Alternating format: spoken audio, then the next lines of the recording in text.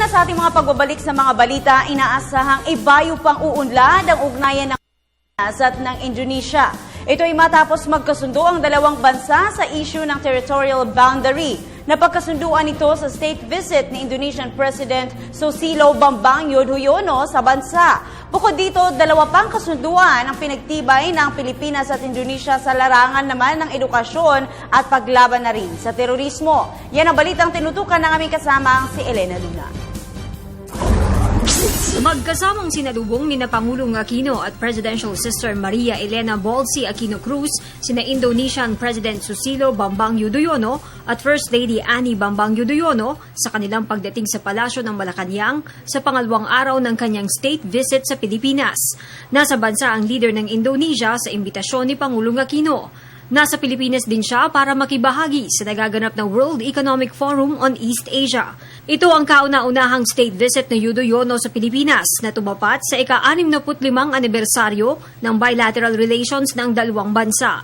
Your visit, Mr. President, is a reaffirmation of bonds that Indonesia and the Philippines share as brother nations. It adds to the reservoir of goodwill between Filipinos and the people of Indonesia. Today's meeting indeed was comprehensive, productive, and meaningful. Both Indonesia and the Philippines will continue to work hand in hand in creating a truly inclusive ASEAN, in advocating for the primacy of the rule of law to help maintain peace and stability in the region, and in empowering our peoples to be partners in building our respective nations and the ASEAN community. Higit pa itong naging makasaysayan sa paglagda ng kasunduan sa maritime boundary na inabot ng 20 taon ang negosasyon. Naging saksi sina Pangulong Aquino at President Yudhoyono sa pagpirma sa Agreement on the Delimitation of the Exclusive Economic Zone Boundary kung saan natukoy ang hangganan ng Pilipinas at Indonesia sa Mindanao Sea at Celebes Sea. This is a milestone agreement that is founded on the principles of international law, particularly the United Nations Convention on the Law of the Sea. It serves as solid proof to our steadfast commitment to uphold the rule of law and pursue the peaceful and equitable maritime concerns. The position of ASEAN is clear. The position of Indonesia is clear that any of the tension must be resolved peacefully without the use of military force.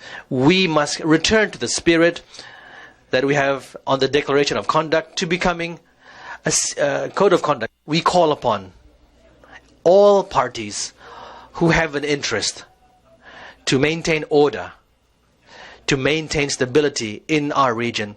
They should return to the spirit that we have agreed upon and that we have in possession.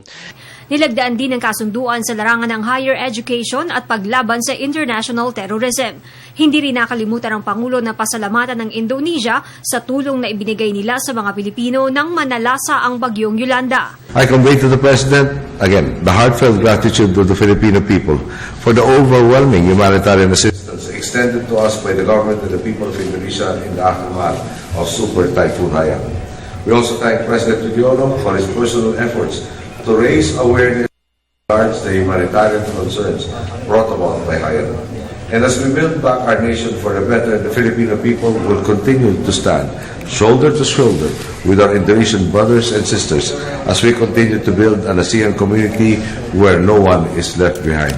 Ipinaabot rin ng Pangulo kay President Yudhoyono ang pagbati sa pagiging susunod na host ng kanilang bansa sa World Economic Forum on East Asia at sa tinanggap na Global Statesmanship Award na kauna-unahan para sa isang leader mula sa Asia. Para sa Telebisyon ng Bayan, Elena Luna.